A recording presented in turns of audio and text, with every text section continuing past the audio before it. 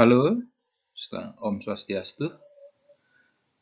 Berjumpa lagi dengan saya Dr. Insinyur Iwayan Jondra MSI. Kali ini dengan materi konsep dasar konstruksi jaringan distribusi tenaga listrik. Materi ini merupakan bagian dari mata kuliah sistem distribusi tenaga listrik.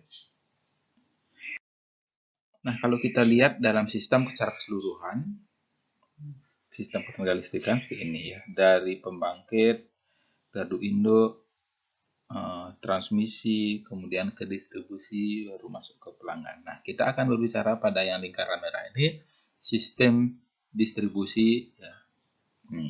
Demikian juga pada yang di dalam garis biru. Ya, inilah yang akan kita bahas pada kesempatan ini. Sistem distribusi itu konstruksinya macam-macam. Ya. Salah satunya fishbone atau mungkin juga orang banyak mengenalnya dengan sistem pohon, ya kurang lebih dia ini seperti begini ya. Jadi dari ya ini gardu induk ya. Kemudian gardu induk 20 kV ya, keluar dari kubikel. Nah, baru selanjutnya ini keluar ke jaringan distribusi atau SUTM. Ya, disinilah di SUTM ini kemudian ada gardu distribusi ya. Itu. Ya, mungkin awalnya tadi sedikit itu bisa bertambah dan bertambah lagi. Semakin bertambah maka dibutuhkan sistem yang lebih baik sehingga kehandalan itu menjadi semakin meningkat. Selanjutnya adalah sistem garpu. Nah, ini sistem garpu sudah ini merupakan pengembangan dari model sebelumnya yang saya sudah sampaikan tadi ya, sistem pohon, tulang ikan gitu ya. Jadi dia ada beberapa sistem ini ya. Jadi beberapa penyulang di titik-titik tertentu dia dipertemukan. Ya. Ya, dia dipertemukan di sini untuk meningkatkan kehandalan. Nah, ini bagian dari gardu distribusinya ya, menurunkan dari 20 kV menjadi tegangan 231/400 volt. Nah, ini juga sistem bagian dari sistem garpu ya. Tapi ini sudah lebih lebih canggih lagi karena dia dilayani oleh 2 gardu induk. Ya, sedangkan kalau yang ini hanya 1 gardu induk saja. Kalau ini gardu induknya blackout, maka ini padam semua, tidak bisa. Tapi kalau yang sistem yang di bawahnya ini, kalau misalnya gardu induk sebelah kiri ini padam, ini bisa disuplai dari gardu induk yang di bawah. Ini menyuplai semua. Ya, jadi itu ya. Kalau yang dia ini gardu induk. Ya. Tapi ada kalanya ini bukan dia gardu induk ini ya, tetapi gardu distribusi milik pelanggan. Tetapi dia disuplai dari beberapa penyulang. Ya, kalau penyulang 1 padam, maka dia akan disuplai dari penyulang 2. Ya, itu. Jadi ini bisa gardu distribusi ini bisa, gardu pelanggan ini bisa disuplai dari 2 penyulang. Ini biasanya dilakukan untuk beban-beban yang strategis seperti misalnya kayak di Bali, di daerah Pecatu gitu misalnya. Nah, ini sudah disuplai dari 2 sisi ya. Jadi bisa dari Angkasa Pura, bisa juga dari Nusa Dua. Demikian juga sebaliknya, kalau misalnya ini Nusa Dua bisa disuplai dari Nusa Dua, bisa juga disuplai dari Pecatu. Nah, jadi sistemnya ini lebih handal. Ya, itu. Nah, berikutnya adalah sistem spindle. Jadi sistem spindle ini ada express feeder.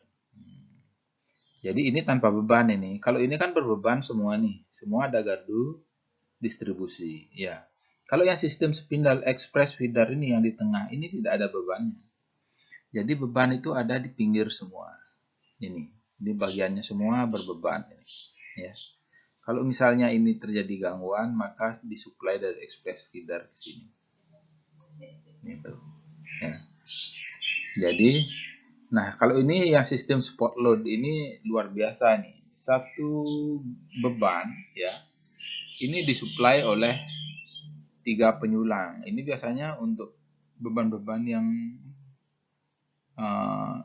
ekstra penting ya. Seperti misalnya Istana Presiden. Nah, ini dia sistem suplai dayanya. Kalau di sini penyulang 1 gangguan, dia langsung disuplai dari penyulang 2. Demikian juga sebaliknya. Ya. Nah, dan seterusnya gitu Mas. Ya, jadi dan ini perpindahannya sudah dilakukan secara otomatis. Begitu ini padam penyulang 1 langsung pindah penyulang 2 karena dia di sini dilengkapi dengan directional relay. Jadi relay arah. Gitu. Nah, selanjutnya adalah sistem mesh. Kalau Anda lihat di sistem mesh ini ya. Nah, ini sistem mesh ini disuplai dari 2 gardu induk. Ya, ini gardu distribusinya ya. Jadi gardu distribusi yang tumbuh terus tumbuh dan tumbuh. Nah, maka akhirnya disuplai dari 2 penyulang. Nah, ini namanya sistem mesh. Ya, dia di samping dia 2 penyulang, bisa juga dia disuplai antar 1 penyulang. Ya. Kalau Anda lihat ini dalam kondisi normal, beban ini semua disuplai dari penyulang 1. Ya. Ini dari penyulang 2. Ini dari penyulang 3. Nah, ini dari penyulang 4 dari gardu induk 2. Ini penyulang 5 dari gardu induk 2. Nah, kalau suatu ketika misalnya terjadi gangguan di sini, di sistem 20 kV-nya, ya, maka PMT ini akan putus. Selanjutnya, beban ini akan padam semua yang dilayani oleh penyulang 1. Nah, kemudian untuk mengurangi beban konsumen padam, maka gangguan ini diisolir dulu dengan memotong di traves A2 seperti yang saya jelaskan sebelumnya atau di traves A3. Ya. Kalau ini sudah diisolir ya, baru kemudian ini di-on-kan ya. Nah, kalau sudah ini di-on-kan, maka ini akan menyala kembali. Ya. Bebannya ini disuplai dari penyulang 2. Sedangkan ini yang gangguannya masih permanen ini yang masih diperbaiki dulu. Hanya ini yang padam. Jadi tujuan sistem ini memang memperkecil beban yang padam dan mengurangi waktu padam, kemudian mengurangi seringnya padam pada suatu konsumen ya gitu. Jadi bila perlu beban itu listrik itu tidak mati dalam waktu 20. Jadi kontinuitas penyaluran itu menjadi sangat penting. Dengan demikian maka dalam sistem distribusi ini dibagi menjadi beberapa tingkat. Ya. Tingkat pertama ini yang paling sederhana. Pemadamannya boleh beberapa jam, misalnya di pedesaan. Itu kalau beberapa jam pun padam, orang tidak terlalu banyak komplain dan tidak banyak konsumen di situ. Ya, ini model tingkat pertama. Jadi konfigurasinya sistem radial saja cukup, gitu ya. Namun kalau sudah lebih banyak bebannya, kemudian konsumennya adalah konsumen penting, apalagi tarifnya tarif khusus di sana. Kalau misalnya PLN padam, maka akan banyak kerugian yang dialami oleh PLN. Maka digunakan sistem pasokan penyulang cadangan. Jadi sudah disiapkan sistem yang lain. Tidak cukup hanya sistem radial atau sistem pohon atau sistem tulang ikan tidak cukup ya, maka harus ditingkatkan ada penyulang cadangan ya. Tuh. Nah, selanjutnya adalah kalau pemadamannya hanya beberapa menit ya tidak cukup hanya penyulang cadangan, tapi harus dilengkapi dengan sekada sehingga semua sistem bisa dikendalikan dari satu tempat ya. Itu bisa dikendalikan dari satu tempat, statusnya bisa dilihat dari satu tempat, pengoperasiannya, eksekusinya bisa dari satu tempat. Ya, cukup dari control room saja mengeksekusi ini semua. Ya, kalau tingkat 4, ya, pemadaman hanya beberapa detik. Ya, itu otomatis switching pada sistem fog. Ya, jadi kalau sistem garpu ini sudah mengurangi. Ya, apalagi yang sistem spot load. Ya, itu hanya sesaat saja sudah langsung dia pindah dari penyulang satu ke penyulang yang lain kalau penyulang satu padam ya. Nah, tingkat 5 ini, nah ini yang spot load saya sudah ceritakan tadi ya, tanpa pemadam, berkedip pun tidak gitu. Ya. Jadi semakin handal sebuah sistem maka dibutuhkan investasi yang semakin besar ya. Nah, ini yang menjadi pertimbangan ketika melakukan konstruksi perencanaan. Apakah mau tingkat 1 cukup, tingkat 2, mungkin tingkat 1 dulu, dikembangkan lagi menjadi tingkat 2, dikembangkan lagi tingkat 3 ya. Ini kan bertahap, bisa bertahap gitu. Ya, jadi kontinuitas penyaluran menjadi sangat penting dipertimbangkan terhadap pentingnya dari sebuah. Nah, di dalam sistem distribusi, sistem pembumian mempunyai peran yang sangat penting dalam kehandalan sistem. Ya. Ada beberapa macam sistem pembumian. Impedansi tahanan rendah 12 ohm untuk SKTM, jadi saluran yang pakai kabel ya, 12 ohm, 40 ohm untuk SUTM. Ya, ini termasuk kelompok tahanan rendah. Kalau impedansi tahanan tinggi, ya itu sampai 500 ohm. Ya, di gardu induknya ini tahan pendananya sekian 500 ohm. Ya. Kemudian impedansi sangat kecil atau solid grounded. Jadi ini tanpa tahanan. Jadi groundednya ditancap langsung di gardu induk. Ini solid grounded. Ya. Ini. Kemudian impedansi tanpa impedansi, ada juga yang tanpa grounding. Jadi sistemnya mengambang. Ya. Tidak ada grounding, tidak ada hubungan antara bumi dengan sistem ketenaga listrikan. Ya. Kehandalan SUTM dengan berbagai pernak-perniknya ya. Ini ya. Jadi ini semua dilakukan sebagai upaya untuk meningkatkan kehandalan jaringan untuk menekan SAIDI-SAIFI. Jadi SAIDI itu adalah indeks untuk menentukan gangguan berdasarkan D-nya itu durasi SAIDI. Jadi berdasarkan durasi berapa lama. Ya. Semakin rendah kehandalan sistem maka durasi padamnya akan semakin tinggi. Kalau SAIFI, F-nya itu frekuensi. Jadi seberapa sering ya. Kalau misalnya kehandalan sistem ini tidak bagus ya, misalnya ini tidak pakai R3CS gitu, maka dia akan sering padam atau F-nya ya. SAIFI gitu. Nah, ini yang tujuannya kenapa sistem ini dibuat serumit ya di gardu portal. Nah, ini di gardu portal ini ada pin push isolator. Kenapa isolatornya tidak dibuat lurus saja seperti kotak saja gitu. Tapi ada semacam piringan-piringan begini. Ini ada di bawahnya, ini ada seperti rok bentuknya. Ini tujuannya untuk jarak rambat. Kalau misalnya terjadi hujan, maka yang basah itu bagian atasnya saja, bagian bawah-bawahnya ini masih kering. Di dalam roknya ini masih kering ya. Sehingga jarak rambatnya masih terpenuhi, tidak terjadi discharge. Kalau ini solid misalnya, isolatornya ini solid gitu. Tidak ada piringan-piringan seperti begini ya. Maka ketika terjadi hujan, basah semua luarnya ini. Maka akan short dari pengantar ke traves yang menghubungkan ke bumi. terjadilah gangguan pasa ke tanah. Atau mungkin juga bisa pasa ke pasa di sini karena dia jadi terhubung semua pasa ini oleh air. Itu tujuannya kenapa ada piring-piringan di isolator ini, ya. Jadi untuk memperbesar jarak rambat, ya. Tuh.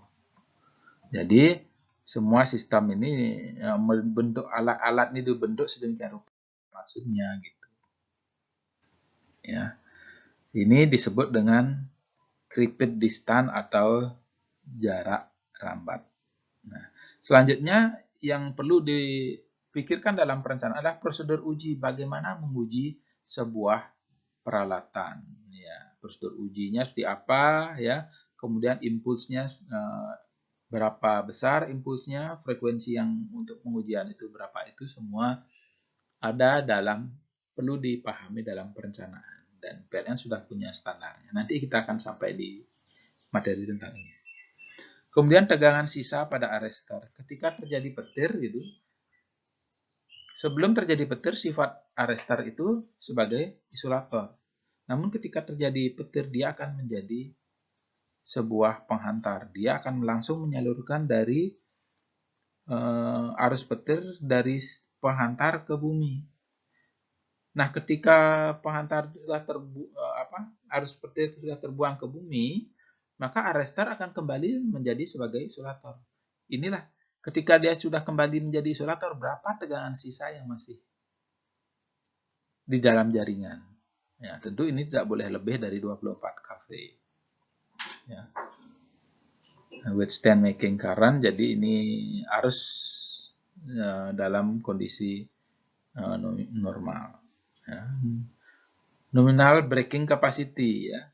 Ini breaking capacity-nya ini ketika terjadi hubung singkat, berapa arus hubung singkatnya yang mampu diamankan oleh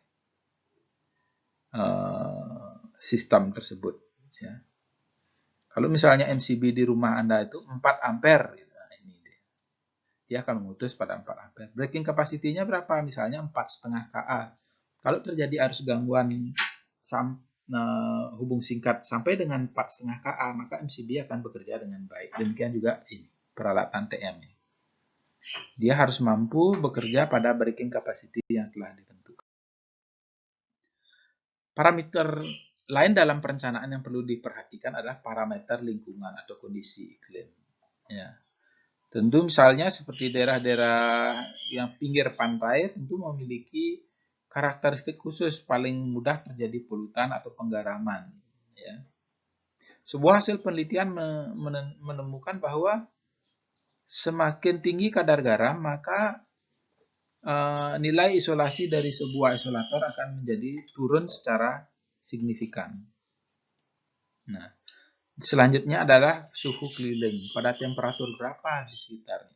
Ini akan menentukan bagaimana desain sebuah SUTN.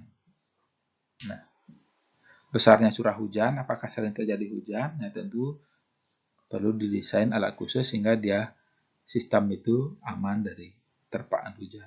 Kelembaban, ya, karena kelembaban ini begitu dia lembab udara, maka tahanan isolasi udara akan turun. Nah, kalau daerah lembab ini tentu akan perlu ada pertimbangan-pertimbangan khusus dalam memilih konstruksi dan jenis isolasi. Ketinggian dari permukaan laut ini juga akan menentukan, karena ketinggian dari permukaan laut akan menentukan tekanan udara, ya, di dalam sistem tersebut. Gitu. Tapi kalau di Indonesia sebenarnya rata-rata saja, tidak ada yang terlalu ekstrim.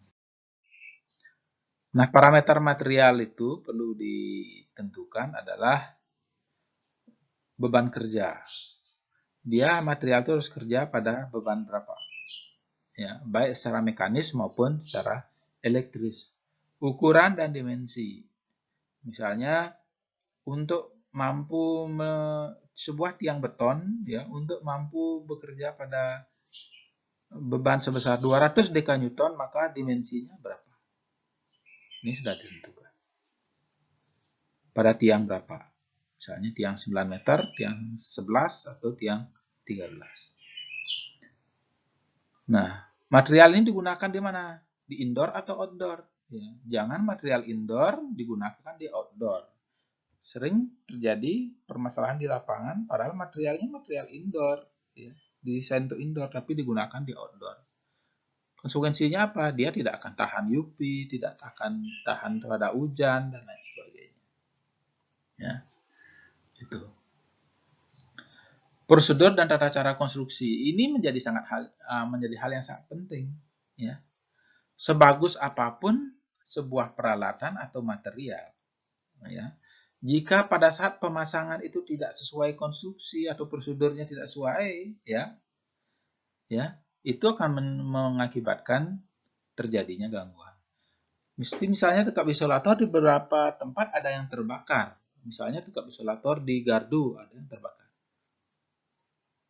Kenapa itu terjadi? Oh, ternyata konstruksinya tidak sesuai, ya, karena sepatu kabelnya tidak dilengkapi dengan heat shrink, gitu. Kemudian bautnya tidak kurang keras, gitu, kurang kencang sehingga longgar, terjadi loss kontak, terbakar. Atau mungkin tekap isolator di pin push, itu di isolator tumbuh. Syaratnya, prosedurnya sebelum dipasang tekap isolator harus dibersihkan dulu. Misalnya dengan alkohol dan lap, dengan lap.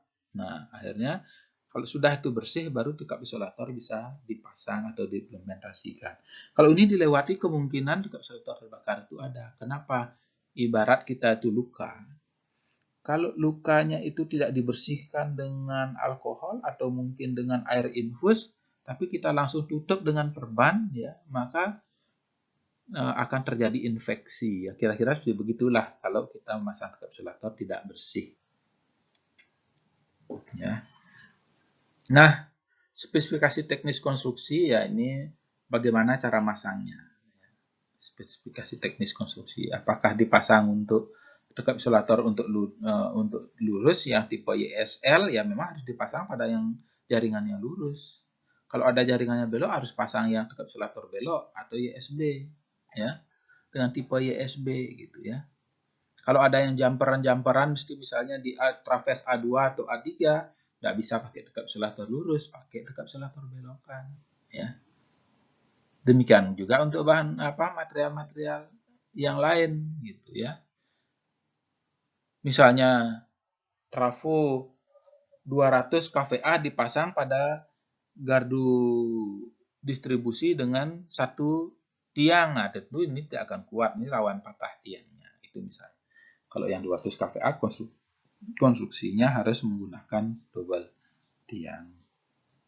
Nah, demikian seterusnya. Jadi ini konstruksi ini menjadi sangat penting untuk menunjang kinerja sebuah sistem. Nah, kemudahan pemakaian alat kerja, bagaimana alat kerja itu bisa digunakan secara mudah, ini menjadi penting dalam proses desain dan pemilihan. Proteksi terhadap kontaminasi, ini saya bilang tadi, kontaminasi ini atau polutan, baik itu karena penggaraman, kalau daerah-daerah tambang, misalnya pabrik semen, atau mungkin daerah batu bara, maka dia debu-debu di situ, ya. Apalagi misalnya daerah dekat pembangkit listrik batu bara, gitu. Nah, itu akan ada polusi batu bara maupun polusi asap di situ yang akan menerpa jaringan. Asap itu kan karbon, kalau karbon itu ya apalagi basah, dia akan menjadi menghubungkan dari fasa ke, ya. Jadi itu beberapa materi tentang hal ini sudah saya presentasikan. Mudah-mudahan menjadi jelas, ya. Tentu presentasi ini akan menjadi lebih lengkap kalau modulnya dibaca dan diperkaya dengan materi-materi bacaan yang lain, baik itu SPLN maupun standar konstruksi yang lain, maupun buku-buku yang terkait dengan distribusi jaringan tegangan menengah. Saya kira itu yang saya bisa sampaikan. Terima kasih atas perhatiannya. Semoga presentasi ini bermanfaat, ya. Saya tutup dengan Paramasanti Om, Santi, Santi, Santi Om.